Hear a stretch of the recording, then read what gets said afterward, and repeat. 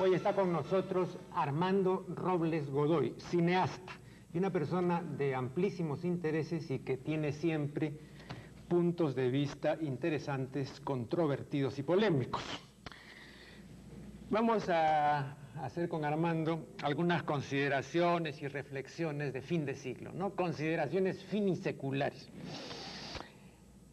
Vamos a comenzar con lo siguiente.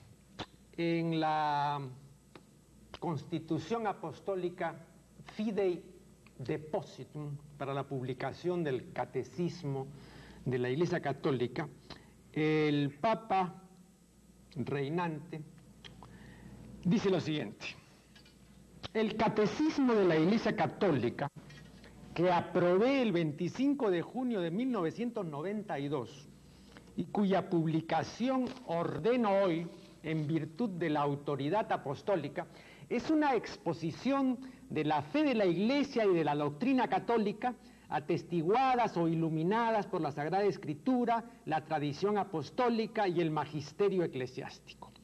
Lo reconozco como un instrumento válido y autorizado al servicio de la comunidad eclesial y como norma segura para la enseñanza de la fe. El Catecismo de la Iglesia Católica es una obra voluminosa de 708 páginas y que para los más de los católicos es una obra perfectamente desconocida. En la página 514 y en las siguientes hay una sección titulada Las ofensas a la castidad. Según el Catecismo, las ofensas a la castidad son las siguientes: la lujuria, la masturbación, la fornicación, la pornografía, la prostitución, la violación y la homosexualidad. Respecto a esta última, la homosexualidad, el Catecismo dice: la tradición ha declarado siempre que los actos homosexuales son intrínsecamente desordenados, son contrarios a la ley natural, cierran el acto sexual al don de la vida, no proceden de una verdadera complementariedad afectiva y sexual y no pueden recibir aprobación en ningún caso. Ahora vayamos a la lujuria. La lujuria, según el Catecismo, es un deseo o un goce desordenado del placer venéreo. El placer sexual es moralmente desordenado cuando es buscado por sí mismo, separado de las finalidades de procreación y de unión.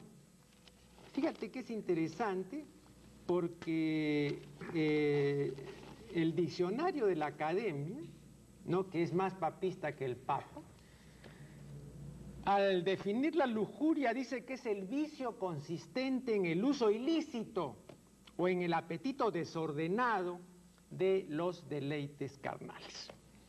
Bien, y en relación con la masturbación, y aquí paro en punto a ofensas, ¿no?, de la castidad, porque si no, pues terminaríamos dedicando el programa a esto, ¿no? Bueno, respecto a la masturbación, el Catecismo manifiesta lo siguiente: por masturbación se ha de entender la excitación voluntaria de los órganos genitales a fin de obtener un placer venéreo.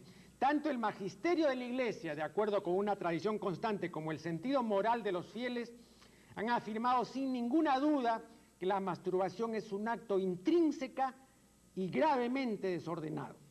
El uso deliberado de la facultad sexual fuera de las relaciones conyugales normales contradice a su finalidad, sea cual fuere el motivo que lo determine. Bueno, creo que con esto ya tenemos material bastante para emitir los comentarios respectivos, ¿no? ¿Cuáles son los tuyos? Bueno, como tú sabes, he creado en mí mismo una facultad que en principio parece que la tenía, y es una tendencia a un manejo y a una comprensión de lo que se llama el lenguaje cinematográfico, el lenguaje audiovisual, en el cual las imágenes son muy importantes, ¿no? Así es.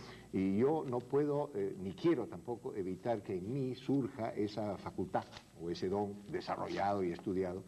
Y cada vez que yo estoy en una situación como esta, por ejemplo, no puedo evitar de relacionarlo con un espectáculo audiovisual cinematográfico. Y en este caso la película eres tú.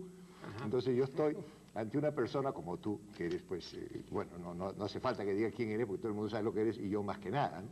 Con la larguísima amistad que tenemos. Pero tú tienes un aspecto que muy bien puede encajar dentro de un aspecto del gran inquisidor. Entonces, mientras tú leías estas barbaridades, que son maravillosas, yo me veía delante pues de Torquemada, ¿no? O sea, te pongo un vestuario y ya está Torquemada hablando, y entonces me imaginaba oyendo todo eso en forma autoritaria, en forma actual, en forma vigente, porque eso ya no rige para nadie, ¿no? ni para el Papa, pero en forma vigente, y entonces es una pesadilla, y el alivio que siento cuando has terminado, y digo, Dios mío, no estoy en esa época, ¿no? No estoy sujeto a esos dogmas que están felizmente bien encerraditos en esta especie de caja de Pandora, pero que tampoco es tan inofensiva. Claro. Porque hay una cosa que sí ha creado todo eso, entrar en una discusión detallada de todas estas tonterías que se dicen sobre la masturbación y la castidad y todo, porque eso son boberías, pero realmente no vale la pena, hay muchas cosas más serias de que ocuparse, ¿no? Pero lo que sí es los efectos que producen, ¿no? Y yo veo que el primer efecto que ha producido y que sigue produciendo es, y que muchos me lo preguntan, es ¿cuál es el problema de la sexualidad? ¿No? Y el problema de la sexualidad es que no es un problema. ¿No? Eso es lo que lo ha convertido en problema. ¿No? Y eso es una cosa realmente espantosa, ¿no? Y la otra cosa que es realmente espantosa también es que crea un efecto de angustia, un efecto de desconocimiento de la materia y de someter esta actividad erótica acerca de la cual son autoridad, y no solamente autoridad proclamante. Ahorita hace pocos días estaba estudiando un poco la historia de la Inquisición, ¿no? Y me encontraba con cosas pues sabrosas, ¿no? Mucho peores que esas, por supuesto, ¿no? Además, la Inquisición tenía el poder. O sea, la Inquisición no solamente anatematizaba la masturbación, sino que te cortaba el pene, ¿no? O sea, que una cosa por el estilo. Y veo que este desconocimiento de lo que uno es parte de dictados de autoridades que no saben absolutamente nada de lo que es. ¿Qué cosa sabe un sacerdote de la sexualidad? Si para lo único que utiliza el pene es para orinar, y está muy bien, es su derecho, ¿no? Pero que no me joda, ¿no? O sea, que no me diga, oye, tu pene es para orinar, no, la masturbación no, la fornicación, que dicho sea de paso, nunca he podido saber qué cosa es la fornicación, ¿no? Porque tú tampoco me lo puedes aclarar, ¿no? ¿Qué cosa es fornicar? Bueno, yo sé lo que es fornicar y tú también, porque hemos estudiado la etimología y qué sé yo, ¿no? Pero si tú hablas de que está prohibido fornicar, entonces tú dices, bueno, yo me caso, ¿no? Y si no recuerdo mal, hubo una vez una especie de expresión pública, no sé si este papa o del anterior, en que decía que la lujuria, aún dentro del matrimonio, es condenada. No, este papa. Es este mismo, ¿no? No, Okay. Y ahí además, como dije, se cometían dos errores, ¿no? Un error técnico, lógicamente, porque entre casados no se puede cometer adulterio, sí, ¿no? Es decir, la pareja conyugal no puede cometer entre ellos pues adulterio. Bueno, entre casados sí se cometen adulterios, claro, pero no, afuera de la casa. Fuera, ¿no? Sí, claro, pero me refiero a la pareja conyugal. Entre ellos. O sea, ese es un error técnico, pero había un error peor, ¿no? Un error mucho más lamentable que ese, que es un error pues, de sentido común, ¿no? No, y el otro error es suponer, imagínate tú, que una pareja conyugal que se está viendo hace 10 años, o hace 15 o 20 años, todavía uno de los cónyuges va a ver al otro con ojos de lujuria, porque eso es lo que decía el Papa, ¿no? El cónyuge que ve al otro con ojos de lujuria comete pecado. Imagínate después de 20 años de casado, que con ojos de lujuria vas a ver pues a la mujer, ¿no? Ni la mujer te va a ver con ojos de lujuria, ¿no? Pero o sea, eso estaría un error peor, ¿no? Pero habría tenido que culminarlo diciendo, pues, es verdad, aunque usted no lo crea. No, que claro, sí, evidentemente. Pero cuando tú dices que estos señores desconocen el asunto de que se trata, dices algo que es enteramente cierto, pero me parece que falta lo segundo, ¿no? Y es que tampoco es un desconocimiento por el desconocimiento mismo, así como ellos no quieren saber nada del placer por el placer mismo, ¿no? No, este es un desconocimiento que sí es útil para organizaciones, digamos, claro. Como, claro, ¿no es cierto? porque vamos a poner el ejemplo, ¿no? El acto masturbatorio, ¿no? Si tú no anexionas a este acto, ¿no es cierto?, el sentimiento de culpabilidad o la idea de que te vas a tuberculizar o de que te van a crecer pelos en la mano, entonces es un acto pues, de placer, ¿no? Así es de sencillo, ¿no? Pero si tú le sumas todos estos sentimientos contrahechos y todos estos temores y aprensiones, vicias un acto que sin eso es un acto perfectamente normal, natural y placentero, ¿no? Pero el hecho de viciar esto significa que tú tienes, ¿no es cierto?, una vez cometido el pecado, ¿no?, una vez cometida la autopolución, como dicen ellos, ¿no? Tienes pues que ir a confesarte, tienes que purgar la pena, la penitencia, ¿no? En fin, todo, ¿no? Entonces, como ya muchos observadores lo han manifestado, es una manera de control social, ¿no es cierto? Entonces así la Iglesia o cualquier otra organización vertical se apodera de la sexualidad del individuo. Entonces comienza a, ¿no?, establecer reglas en virtud de las cuales debe esa sexualidad conducirse, ¿no? Dentro del límite, por supuesto, muy estrecho, ¿no? Por supuesto, ¿no? Es el coito conyugal con finalidad procreativa. Básicamente es eso. Todo esto que yo he leído, el problema está en que todo eso es algo fuera de la finalidad procreativa y fuera, digamos, de la relación conyugal, ¿no? Entonces ahí lo que está privilegiada es básicamente pues la relación conyugal, ¿no?, el fin procreativo, ¿no?, y muy secundariamente lo que ellos llaman el remedio de la concupiscencia, ¿no es cierto? El coito, digamos, tiene que hacer para tener hijos, ¿no?, y secundariamente para remediar la concupiscencia, ¿no?, que es pues una variante o lo mismo pues que la lujuria, que es el placer desordenado y todo. Pero yo quisiera ir a otro punto que me parece importante. El otro día, a diferente propósito, en un programa, yo citaba el tango Fumando Espero, ¿no? Y como tú recordarás, dice, no, fumando espero, ¿no? A la mujer que más quiere, etcétera, ¿no? A la hembra que yo quiero. A la hembra, sí. Bueno, eso ha sido también limpiado. Así, bueno, entonces, imagínate. Y hay una parte donde dice, ¿no? Dame el humo de tu boca, ¿no? Sí. No, dame el humo embriagador porque quiero enloquecer de placer. Entonces yo decía, vean ustedes qué interesante, ¿no? Esto es lo que siempre ha temido la civilización occidental, porque la civilización occidental, y también lo que teme pues el catecismo, ¿no?, puede enloquecer de rabia, de celos, de lo que tú quieras, pero no se ha permitido y no se va a permitir enloquecer de placer, sí, eso ¿no? es terrible. Lo que yo te quiero preguntar es que me diga por qué este terror, por qué no enloquecemos de placer y de otras cosas sí, pero por qué no enloquecemos de placer, por qué está mal cuando el placer es por el placer mismo, ¿no? Si tú te pajeas y solamente por eso eres un vicioso, solamente en el gusto, pero ¿por qué no pueden tramitar este placer? Parece que los obnubila, los desquicia, ¿no? Mira, posiblemente el fenómeno... Antes déjame examinarme la palma de la mano porque estaba pensando desde el punto de vista financiero, ¿no?, que es una lástima que no crezcan pelos, porque podríamos pues hacer un magnífico negocio vendiendo peines para peinar las manos, ¿no? Imagínate.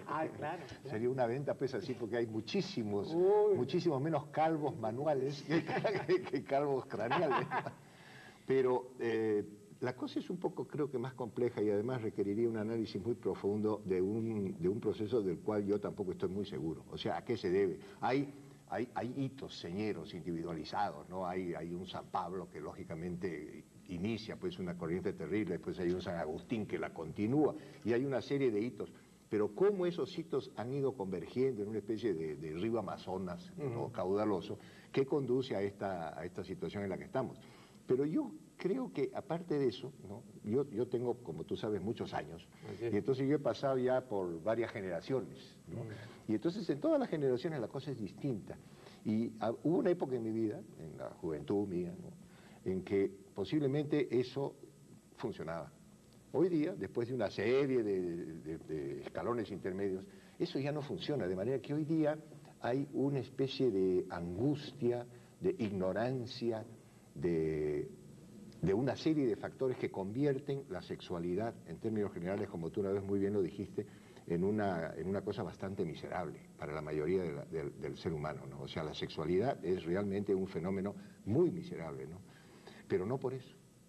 Ya se han desarrollado otras causas. Pero perdón, cuando tú dices que esto ya no funciona, creo entender, no sé si estoy en lo cierto, que el sexo ha dejado de ser un segundón, porque yo siempre he dicho que el sexo es un segundón en sociedades como esta, porque si no va con el amor, ¿no? Entonces no está bien, ¿no? El amor, digamos, dignifica al sexo, ¿no? Y si eso se hace dentro del matrimonio está mucho mejor, ¿no? Una encuesta nos revelaría, digamos, que la mayor parte de las mujeres dirían que el sexo, por el sexo mismo, por el goce, ¿no? Por el gustazo, no. Bueno, pero felizmente... Oye, entonces yo creo que, no sé hasta qué punto eso ha cambiado, ¿verdad? Sí, ha cambiado, te voy a decir por qué, porque felizmente eso que dicen las mujeres no es cierto. No, pero hay una cuestión, bueno, fíjate, una cosa... Es que no es cierto para ellas, no es que estén mintiendo, es que no es cierto. Cuando una mujer te dice el sexo es solamente para el amor, miente, su propia vida miente, felizmente. Además la mujer sabiamente es mentirosa por esencia, ¿no? En lugar del hombre, que el hombre es estúpido por esencia, la mujer es mentirosa. Pero cuando la mujer te dice eso, no es cierto, no es así como ella vive. Ella vive una vida, en la gran mayoría de los casos, una vida intensa y sexualmente placentera, por el placer per se. Después, en la encuesta, en la confesión ante sus hijos, te dicen, no, el amor y el sexo van juntos. ¿Y sabes por qué es así, Marco Aurelio? Porque no es así, porque el amor y el sexo no van juntos. Entonces no basta que yo lo diga, que yo lo repita, que me lo prediquen desde los púlpitos y que lo lea en libros que ya no leo, ¿no? Que el amor y el sexo van juntos. No van. Lo compruebas tú mismo, no van. Entonces, ¿qué haces? Te corres la paja. Claro, lo primero que haces es correrte la paja. Entonces, o te enamoras de ti misma, o de tu clítoris, o de tu pene, ¿no? O te enamoras del amante, que viene después inmediatamente. Pero la sexualidad ya no se rige por esta caja de Pandora de la literatura por una razón elemental. Y es que una cosa es el lenguaje escrito, que ya no funciona, y otra cosa es el lenguaje audiovisual que hoy impera a través de los medios. Cine, televisión, video, internet, todo lo que es eso, que es lenguaje cinematográfico, para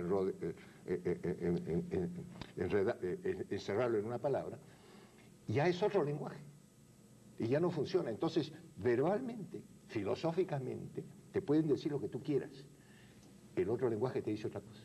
Y ese es lo que rige la vida hoy día.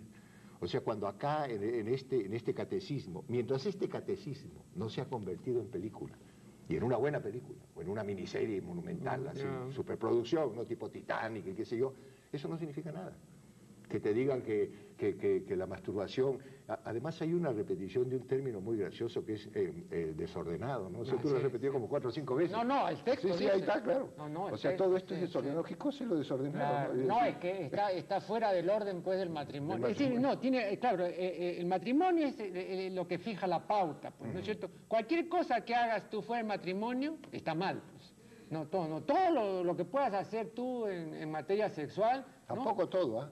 No, tampoco todo. Pero, acuérdate de la etapa de la sábana agujereada y toda esa vaina, no te olvides. Sí, lógico, sí. No, pero básicamente la idea es esa, ¿no? Que todo lo que... incluso fíjate lo que salga fuera del matrimonio está... Incluso fíjate la importancia que atribuyen, ¿no? Los eclesiásticos al semen. Yo he tenido ocasión, no sé si tú has tenido ocasión, yo he tenido ocasión de revisar manuales de confesores, ¿no? Bueno, y ahí está la lista de todos los pecados sexuales, ¿no? Pero, por ejemplo, el pecado de la masturbación, ¿no? Que ellos llaman peccatum mutum, o pecado mudo, porque es decir, es un pecado tan grande que uno ya pues ante eso enmudece, ¿no? Ya no tiene palabra, ya es una cosa así, terrible, ¿no? Bueno, pero resulta que si tú practicas la masturbación y no llegas a la eyaculación, pecas menos que el que llega. Claro. ¿No? Porque ahí se va la vida, pues hermano, ahí ya... No hay derrame. No hay derrame, claro. Cuando no hay derrame, mejor. Por eso... menos mal lo que diga. Mejor los dos están mal, ¿no? Pero peca mucho más, pues, el que se vacía. Y de la masturbación femenina no se habla. No. O sea que eso es peor todavía. Sí. O sea, de la masturbación femenina no se habla. Hay una Aunque cosa... yo he conversado con mujeres, ¿no? Y el confesor les pregunta... Ah, sí, cómo lo haces y en qué postura te pones y la mano y qué te tocas y todo esto. Y después el cura se corre la paja. Dentro mismo del confesionario, pues lógico, ¿no? Claro, evidentemente. Yo no me explico por qué el clero ataca tanto a la masturbación cuando es la única actividad sexual que más o menos se puede practicar sin escandalizar, ¿no? Y sin tener hijos, como hemos visto, pues que están sembrando hijos clericales por todas partes y qué sé yo, ¿no? La masturbación no, pues, es garantía. Así es. No hace falta protegerla. Bueno, como aquí son varias consideraciones finiseculares, vamos a dejar el catecismo de la Iglesia Católica. Además, fíjate, dicho sea de paso, para que veas tú los niveles de información y de comunicación aquí en los medios. Si no me equivoco, esta es la primera vez que alguien en televisión muestra, y muestra el catecismo. Yo creo que muchísimos ni siquiera saben que existe. Por eso te digo que no funciona, no funciona. Es la primera vez, ¿no es cierto? Que esto es el catecismo. Por eso no funciona, ¿quién sabe lo que dice? Además, pues, fíjate, ¿quién se va a leer, pues, hermano, 700 y pico de páginas? Nadie, ni el que lo escribió. Bueno, pasando a otro asunto, fíjate, el especialista Lewis Richardson ha publicado una obra titulada Statistics of Deadly Quarrels, o sea, ¿Qué estadística. Cosa es el señor este que has mencionado? Es especialista en lo que vaya a decir ahora inmediatamente. Ya. La obra se titula Estadística de las querellas mortales. Entonces, el señor, que es antropólogo y que es sociólogo y que es también estadígrafo, ¿no? Se ha propuesto averiguar, ¿no? ¿Cuál es la capacidad que tiene el ser humano para matar a sus congéneres? Entonces ha descubierto lo siguiente. Ha descubierto, mediante rigurosas investigaciones, que desde 1859 hasta 1945 murieron 59 millones de personas en guerras, atentados, ataques homicidas y otras luchas fatales. También ha llegado a la conclusión, que es estremecedora, de que en los primeros 150 años de los últimos 200 en el occidente civilizado, supuestamente civilizado, un hombre ha dado muerte a otro hombre cada minuto. Que en los últimos 50 años este lapso se ha reducido a 1/3, de modo que actualmente un hombre mata a otro hombre cada 20 segundos. Cada 20 segundos. He dicho actualmente y creo que eso incluso habría que corregirlo porque estas estadísticas son válidas hasta principios de la década del 80, o sea, ya hace 20 años que su validez habría que reformularla. Te digo esto porque tú sabes muy bien que en 1985 comenzó la escalada mundial de la violencia juvenil y de la violencia infantil, ¿no es cierto? Que ha seguido, y estas dos violencias no fueron consideradas por Richardson en su... todavía no. No han sido. Claro. Entonces ahora esos 20 segundos entre una muerte violenta y otra, pues posiblemente sean 10 segundos o 5, ¿no? Bien. A esto podría yo fácilmente sumar como dato complementario que voy a decir inmediatamente y otro más, muchos más, ¿no? Pero un par creo que serían suficientes, ¿no? Para que tengas la base, ¿no? Para desenvolver tus propios pensamientos. Fíjate, aquí estuvo la doctora Linda Lema en un programa que me pareció sumamente informativo y noticioso y de denuncia acerca de las minas antipersonales. Y demostró con las mejores estadísticas y con los mejores informes, los más autorizados, lo siguiente, por ejemplo, que para desminar el planeta Tierra, se necesitarían exactamente 1100 años, 1100 años. No son 100 años, 1100 años. Siempre y cuando no se coloque una nueva mina. Porque se ha visto que por cada 100.000 minas que se quitan, se colocan 2 millones. Entonces muchos gobiernos han llegado a la sabia conclusión de que mejor es no desminar nada, porque de lo contrario tú multiplicas. Es mejor tener 100.000 minas puestas y no pues 2 millones. Entonces hay muchos gobiernos que ya no desminan. Hay países, como lo demostró la doctora Lema, que tienen más minas que habitantes. Creo que es el caso de Persia. Hay más minas que habitantes, ¿no? Bueno, poner una mina cuesta $3. Quitar una mina cuesta $1000. Bueno, entonces estamos pues en plena locura. Este ser humano ha minado el planeta, ¿no? Ha minado el planeta. Bueno, esta es una información complementaria. Acabo de recibir el último número de la revista Trabajo, de la revista de la OIT. De la OIT. ¿Qué cosa veo acá? Dice, violencia en el lugar de trabajo, un nuevo problema mundial. Tú sabes que esta es la revista, pues, no de alguna organización que es la más autorizada para hablar sobre cuestiones laborales. Dice acá la OIT, la violencia en el puesto de trabajo, tanto la violencia física cuanto psicológica, ha alcanzado dimensiones mundiales, rebasando fronteras, entornos de trabajo y grupos profesionales. En un reciente informe de la OIT se afirma que algunos lugares de trabajo y profesiones se han hecho de alto riesgo y que las mujeres son especialmente vulnerables. Luego aquí, como siempre en todos los informes de la OIT, da toda la información muy bien documentada, luego la violencia por países, fíjate tú en los Estados Unidos, ¿no? Cada año sufren violencia en sus centros laborales más de 2 millones de personas. El año pasado, por ejemplo, sufrieron agresiones graves 395.000 personas, 50.000 sufrieron violaciones y agresiones sexuales y 83.000 atracos en los Estados Unidos, luego acá sigue el Reino Unido, Japón, en fin, todos los países, ¿no? Entonces, hasta hace poco yo tenía la idea de que la inseguridad estaba pues en las calles, ¿no? Se hablaba de la inseguridad ciudadana. Ahora resulta que la inseguridad está en los centros de trabajo. No, en los centros de trabajo sobre todo. No, sí. Hay alto riesgo, es un centro de trabajo, de modo que ahora es más peligroso ir a un centro de trabajo que ir a las 2 de la mañana a recorrer la ciudad. No, es decir, es algo tremendo, ¿no? Acá la OIT dice que entre los comportamientos violentos de los centros laborales están los siguientes: homicidio, violación, atraco, lesiones, palizas, patadas, mordiscos, puñetazos, escupitajos, arañazos, acoso sexual, acoso racista, intimidación, amenazas, ostracismo, comportamiento hostil, lenguaje, soez, gritos. Esto, como dice la OIT, esto ya es un problema mundial. O sea, que tenemos una escalada pues impresionante de la violencia. He llegado a la conclusión elemental de que la principal ocupación del hombre es matar, ¿no? Ahora, esta es una conclusión, me parece estremecedora, porque si esta especie se ha dedicado cada 20 segundos o cada 10 segundos se dedica a matar a un congénere, ¿no? Que además esta especie no solamente se destruye, porque tiene una gran capacidad de autodestrucción, sino que destruye a los demás y destruye además su hábitat, destruye su ecología, todo su entorno, cosa que no hace ninguna especie, ¿no?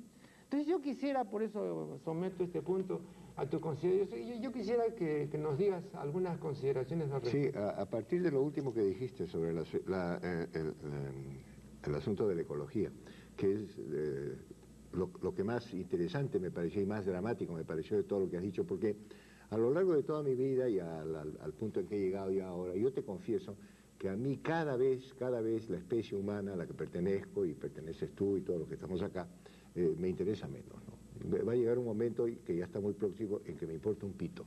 Entonces, cuando me encuentro ante toda esta cosa monstruosa, ¿no?, que en un momento de mi vida me escandalizaba, me aterrorizaba, me repugnaba, ¿no? Era una cosa así terrible, ver cómo somos los únicos animales que matamos por matar, ¿no? y que nuestro destino es matar, y que ahora matamos más.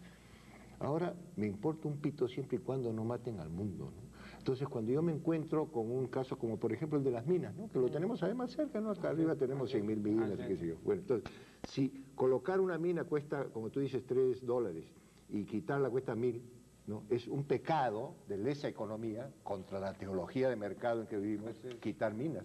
Pero por Dios, ¿cómo vas a gastar $1.000 en quitar una mina si ponerla cuesta 3? Pone más mina, ¿no? Que ese es el negocio. La mina no le hace daño al globo terráqueo.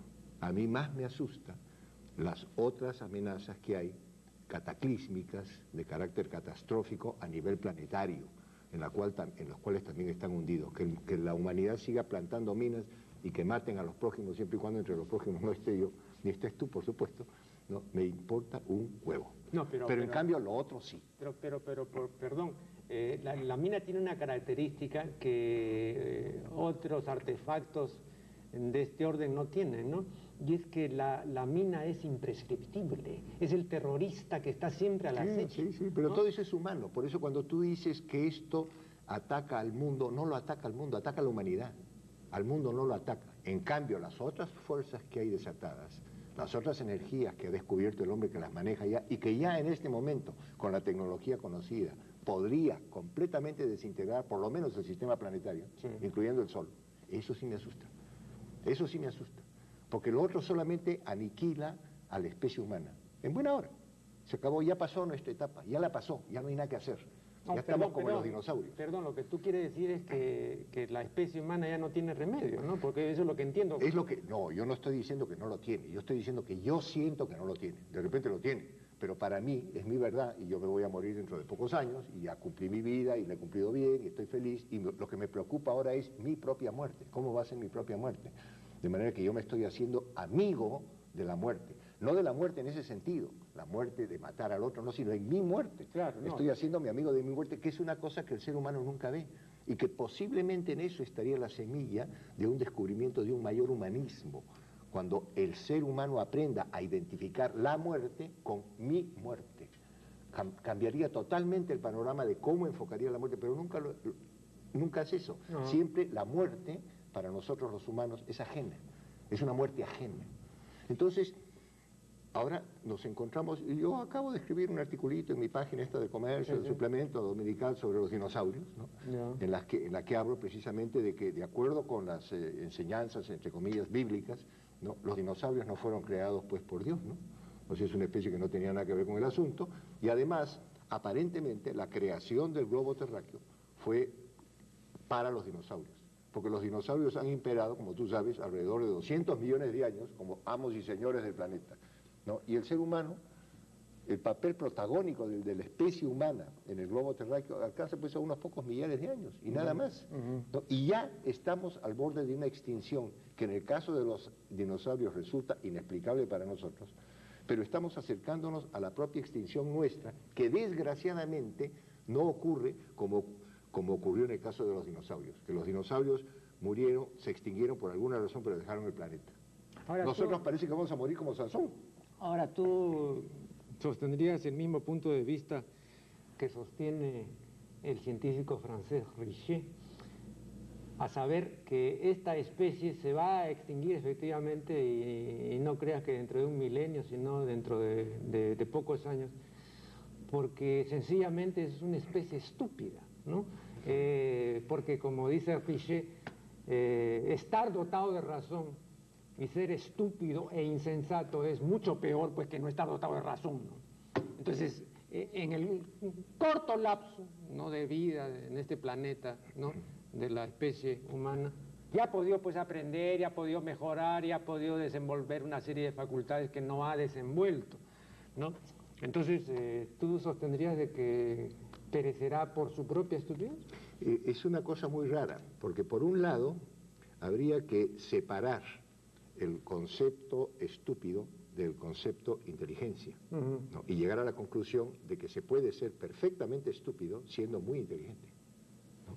Entonces hay que separar eso, porque yo sí creo en la estupidez como catalizador fundamental de hacia dónde vamos. Pero por otro lado me encuentro con que lo que nos ha diferenciado a nosotros de todas las demás especies a lo largo de la historia e inclusive de la prehistoria conocida, ¿no?, es la inteligencia de la especie humana. Pero es un precio muy alto, es un precio letal que hemos pagado por tener esa inteligencia. Los dinosaurios no se extinguieron con el mundo encima porque no eran inteligentes. Si lo hubieran sido, quizá habrían acudido a eso. Nosotros, desgraciadamente, somos muchísimo más inteligentes que los dinosaurios y por lo tanto nuestro cataclismo, nuestra extinción, que se va a deber a nuestra estupidez, es posible por nuestra inteligencia, porque tenemos los medios para lograrlo. Y eso sí me amarga contra la especie humana. Que la especie humana se extinga, se mate, se suicide, se aniquile, se odie, se repugne, no se corra la paja, que haga todo lo que haga, Pero es que ahora ya no es gratis. Ahora se están metiendo en mi morada, y mi morada es el mundo, y tu morada es el mundo, no la de ellos. Primero la sometieron a la devastación económica de la teología de mercado y de todas esas estupideces que rigen hoy día la vida económica. Primero con eso, pero tampoco eso pone en peligro al planeta. Yo siempre me acostumbro, y hace mucho tiempo que lo vengo haciendo, desde un día que, dejándome llevar por mi vena lírica, me puse a ver las puestas de sol, ¿no? Yo tengo una ventana que da al mar y entonces veo la puesta de sol. Y un día me puse a pensar que el sol no se pone, ¿no? Que soy yo el que me estoy moviendo con el planeta, que el planeta está girando. Y entonces, a partir de ese momento, de hace mucho tiempo, comencé a identificarme con el planeta y a sentirlo como un ser vivo. ¿Por qué voy a pensar yo que la vida es esto que yo llamo vida? Esto que llamamos vida orgánica. Hay un montón de otros tipos de vida, inclusive dentro mismo de nosotros. Ahora se reconocen 10 tipos. Pero imagínate. Sí. Entonces, y este sistema planetario fabuloso, ante el cual no somos ni siquiera un miligramo de mierda, no tiene inteligencia. Entonces yo siento al planeta, que tampoco como un sabio dentro del sistema, cuando pienso en la galaxia y cuando pienso en toda esta vaina, pues olvídate. Pero el planeta es un ser vivo, un ser que vive, un ser que siente a su manera incomprensible porque es de otra dimensión. Y con este ser estoy jugando, ¿no? Entonces realmente que pienso que a todo lo que hemos llegado, que es una maravilla. Oye, perdón, porque es una maravilla, pero a todo lo que hemos llegado es un precio muy alto, Marco Aurelio. Es un precio muy alto, es el precio del planeta. Esta teoría, tú sabes que algo similar ha sido expuesto, digamos, en la teoría llamada Gaia, ¿no? Ah, sí, sí, claro, conozco eso. En virtud de la cual, ¿no?, la especie humana ha infestado este planeta. Lo sigue infestando. Claro, lo ha contaminado y todo, y va a terminar pues por erosionarlo completamente, ¿no? Imagínate tú la deforestación, la contaminación oceánica, la desertificación, la capa de ozono, de todo, va a terminar pues haciéndolo mierda, ¿no? Y vamos a volar. Pues, bueno, ojalá terminar haciéndolo mierda, porque al fin y al cabo la mierda es un buen abono y de repente sigue pero es que es menos que eso, ¿no? Oye, pasando a otra cosa, estoy recordando un relato de nuestro común amigo Max Silva Atuesta. Ah. Bueno, en este relato hay un personaje que se pasó la vida, ¿no?, en medio de afanes quijotescos, persiguiendo ideales, ¿no?, haciendo campañas en pro de la cultura, ¿no?, queriendo favorecer el desarrollo de la inteligencia en el hombre, en fin, tantas otras cosas. Por supuesto, encontró muy poco eco o no encontró ningún eco, porque las inquietudes de los otros hombres eran muy distintas. Y bueno, un día se murió y en su lápida pusieron: aquí yace Juan Pérez, que pesaba 67 kilos. Fue aplastado por la realidad, que pesa 67.000 toneladas. Bueno, yo menciono esto porque conozco tu larga trayectoria y también veo un quijotismo irrenunciable en ti, ¿no es cierto? Así como Federico Moore, gran escritor, se pasó 50 años de su vida buscando un lugar para la inteligencia en el Perú. Tú te has pasado, no sé si 50 años, pero sí muchos años buscando un reconocimiento para nuestro cine, buscando una consideración para los actores, para los directores, para los productores. Es decir, que se den cuenta de esta maravilla que es el cine, que lo aprecien, etcétera, ¿no? Y no sé, yo siento a veces que tú de repente, ¿no?, vas a terminar como este personaje de Silva Atuesta, ¿no? Con una lápida, ¿no?, y donde se diga: acá yace Armando Robles, que fue aplastado por la realidad.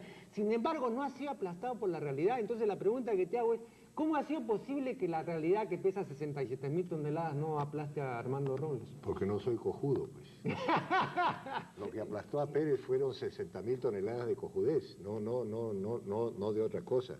Yo estoy de acuerdo contigo y toda esta especie de odisea relacionada con el cine, que no es solamente relacionada con el cine, he tenido otras cosas también en mi vida, ¿no? Pero digamos que el cine es la más destacada, ¿no? Y la que más sufro porque es ¿cómo te puedo decir? Es el lenguaje y el arte creado por nosotros, por esta generación. O sea, es el único caso en la historia de la cultura humana en la que somos testigos y actores de la creación de un lenguaje y de un arte nuevos. Eso no ocurría hasta hace miles de años. Como que vamos ahora a pasar estas cosas simbólicas del cambio de milenio, que me parece un privilegio, ¿no? Pero un privilegio anecdótico. En cambio, la creación de un lenguaje nuevo, de un arte nuevo, me parece sensacional. Pero te olvidas tú de que hay un elemento importantísimo en estos trabajos míos, en estas vainas. Y además tú mismo ves como yo mismo no puedo hacer cine. Es decir, he trabajado tanto por el cine, ¿no? Peruano, por supuesto, ¿no? Que de repente me encuentro y hago una revisión y veo que han pasado pues 14 años y no hago una película, ¿no? Y tengo cosas listas y preparadas y qué sé yo, pero no me tiro. Pero está bien, todo eso es sufrimiento, todo eso es así, todo eso es así. Pero en el fondo hay un enorme placer creativo. Si yo no sintiera ese placer, si yo estuviera haciendo toda esta batalla por razones económicas, para hacerme millonario, como lo que motiva al 99% de la humanidad, ¿no? Posiblemente sería un cojudo y entonces moriría con esa lápida. Pero yo voy a morir, por supuesto, pero en primer lugar, sin ninguna lápida. En segundo lugar, cuando y cómo me dé la gana, ¿no? Y en tercer lugar, no aplastado por mierda, sino quizá nadando en placer, porque todo lo que yo hago, desde hace un buen número de años a esta parte, procuro que sea fuente de placer. Y el placer no es siempre placer jiji, jaja. Hay placer melancólico, hay placer triste, hay placer del dolor, hay placer de todo. Pero tienes que encontrarle la vuelta y desarrollarla en ti mismo. Entonces, convéncete, todo esto que hago no me va a aplastar nunca. ¿Por qué? Porque es placentero para mí. Oye, pero Armando, permíteme decirte esto. Yo he sido testigo, por ejemplo, de todos tus esfuerzos, ¿no? En pro de la ley de cine. Bueno, no me vas a convencer de que conversar con funcionarios y burócratas puede ser placentero, ¿no? Es decir, esos son una serie de obstáculos, esos son una serie de tarados que están al frente y con los que tienes que tratar, ¿no? Y eso no te ha sacado de quicio, porque llega un momento en que digo, bueno, no, ya no, pues hay un límite, ¿no? Yo creo que hay una sola persona acá, por lo menos que conozco, que sabe y ha adivinado ese secreto, ya lo ha descubierto, ¿no? Que es Ada, mi mujer. O sea, ella sabe el placer que me produce eso, y que está sintetizado maravillosamente por Neruda en un verso que dice: matar a una monja con un golpe de lirio en la oreja. Entonces, cada vez que yo hablo con uno de estos cojudos del poder legislativo, del ejecutivo, del judicial o de cualquier otro poder o de la empresa privada, cuanto hay, siento que estoy matando monjas con golpes de lirio en la oreja, y eso produce realmente un placer, y que contra lo que ellos piensan y contra lo que ellos sienten, de repente tienen un fondo que no es eso. Tienen un fondo, tienen un sancta sanctorum ahí, donde no se ha contaminado de toda esta colección de heces y feces que lo forman, ¿no? Y tienen lo que se llama un corazoncito, y entonces llevar a esa gente a que haga lo que hace. No por convertirlos a ellos, no por hacerles un bien a ellos, porque eso también me importa un pito, sino por hacerle un bien a aquello que tú te propones hacerle un bien. En el caso concreto que tú estás mencionando del cine. Entonces el cine sí está compuesto de un montón de aparentes sacrificios, pero que por una especie de, no sé cómo llamarlo, metabolismo raro o transubstanciación, no sé qué nombre ponerle, ¿no? Yo convierto todo eso en placer para mí. ¿Sabes por qué te manifestaba esto? No lo sentiría si estuviera haciendo todos esos esfuerzos por hacer plata, por construirme un caserón, por comprarme 3 autos. No sentiría placer. El placer es hacer plata, comprarte el carro, hacerte la casa, ser rico, ejercer el poder. Entonces, los esfuerzos que haces para lograr eso, que es lo que te va a producir placer, los esfuerzos no te lo producen. En mi caso no. En mi caso el esfuerzo es la vida. En mi caso el esfuerzo es la vida. Cuando lo logro, claro, hay la satisfacción enorme de haber logrado una cosa, pero no, el logro no es lo que me produce placer. Lo que me produce placer es la lucha. Si pierdo la lucha, entro en una etapa de melancolía, pero de la buena melancolía, ¿no? Claro, pero yo te decía esto porque personalmente, por ejemplo, en una época en la que todavía no había acatado el mandamiento de nuestro padre Martín Adán, que está en la casa de cartón y que dice: límpiate los ojos de entusiasmos. Yo después lo acaté, pero ahora que estoy ya más de un año aquí en la televisión, a veces no lo acato, ¿no? Porque esta es para mí una experiencia nueva, esta continuidad, como lo he dicho, de más de un año, ¿no? La cantidad de personas que ven este programa, las comunicaciones que recibo y todo, ¿no? No me permitirían ahora ser cabalmente, sinceramente, una persona que carezca de entusiasmo, así tan cabalmente como yo carecía hace 15 o 20 años, ¿no?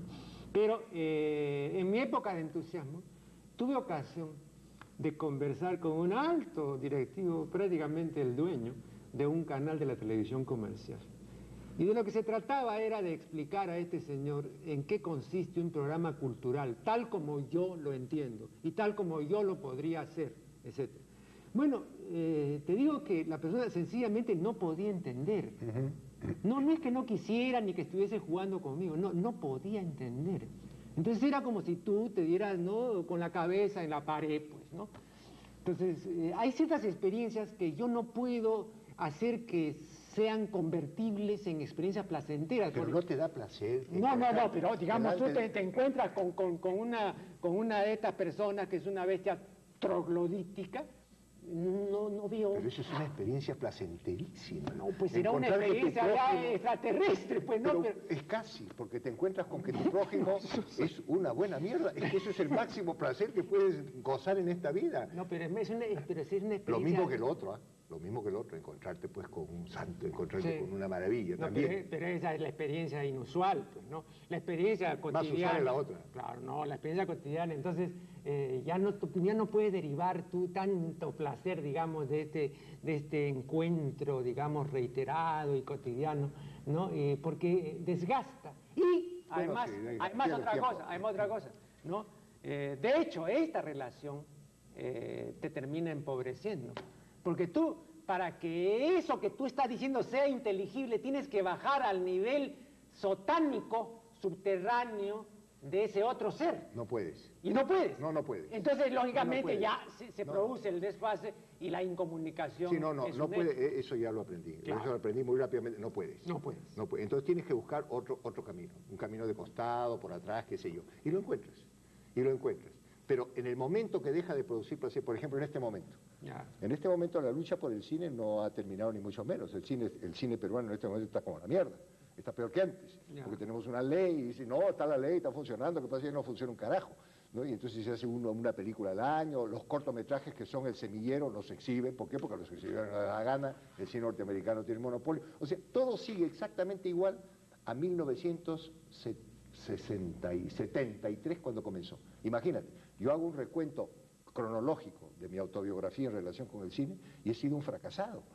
O sea, todos mis esfuerzos por hacer una ley de cine hace más de 20 años, 25, 26 años, han desembocado en nada, en una situación peor que antes, ¿no? Entonces tú dices, caray, y sin embargo, yo he vivido esos años y los he vivido bien, y he gozado mucho, y he hecho cosas, y he hecho que otros hagan cosas, y he visto películas que se han realizado gracias, en parte, por supuesto, no me estoy echando toda la cosa encima, no. Había mucha gente que trabajaba también conmigo por otras razones o por las mismas.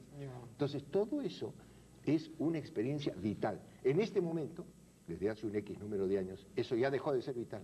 Y tú en este momento no debes levantar un dedo por la ley de cine. Un dedo. ¿Por qué? Porque ya no le produce placer. No porque sepa que es inútil, porque de repente no es inútil. De repente puedo conseguir una cosa, puedo conseguir otra. Entonces no es que me diga, no, Armando ya se desilusionó. No, yo no me he desilusionado. Además hay otra gente que ya están trabajando y que lo están haciendo bien y que la cosa va a salir. Pero ya a mí se secó el manantial. Se secó el manantial. Y un manantial seco es muy bonito, pero no para vivir en él, ¿no? Claro. Entonces ya yo estoy buscando otros manantiales. Imagínate, he hecho un circuito raro y he vuelto otra vez al periodismo. No estoy haciendo periodismo, estoy haciendo literatura. No he dejado el cine. Tengo 2 proyectos que los he hecho con un gran placer. El día de mañana se me presenta la oportunidad, por ejemplo, de realizar uno de esos proyectos, ¿no? Carajo, y qué maravilla, ¿no? Qué bestial. Pero no se va a deber de ninguna manera, ¿no?, a un esfuerzo prolongado, porque ya no tengo tiempo. Mira, Marco Aurelio, yo voy a cumplir, vamos a estar juntos esa noche, dentro de muy poco voy a cumplir 76 años. Ya yo estoy jugando, ya no estoy jugando el descuento, ya están en la etapa de los goles. O sea, ya acabó el partido, ya están disparando los goles. Sería un imbécil, y no lo soy estúpido, pero no imbécil, de no ser consciente de mi biografía, ¿no? Soy consciente de mi biografía, entonces yo quiero vivir esos últimos años bien. Pero vivir bien, ¿qué significa? No significa manejar un Mercedes, no significa ir a comerme pues a un restaurante de 45 estrellas, no. Vivir bien es vivir con placer. El placer es el gran regalo que nos ha dado la vida, el gran regalo. Por eso es que yo no veo con buenos ojos lo que se ha hecho con el cristianismo. Yo dudo mucho que en las fuentes primarias del cristianismo existiera esta satanización del placer. Por el placer mismo. Por el placer mismo. Esto ha venido después. Pues eso es importante. Es que el placer mismo es la gran sabiduría, es lo que le enseñaron, es lo que descubrió el ser humano en el paraíso, y por eso vino Jehová y lo votó. Lo votó. Carajo, estos pendejos han descubierto el placer fuera. Oye, ahora que tú decías que eras estúpido, recordé inmediatamente la observación muy perspicaz de Mussolini, ¿no? Mussolini decía: todos los hombres somos más o menos estúpidos. La cuestión es ser un estúpido ligero.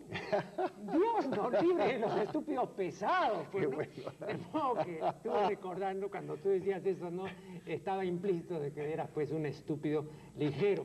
Bien, yo anuncié, recordarán los televidentes, que Armando era hombre de opiniones interesantes, diferentes y muy polémicas. Esto lo habrán podido apreciar en este programa.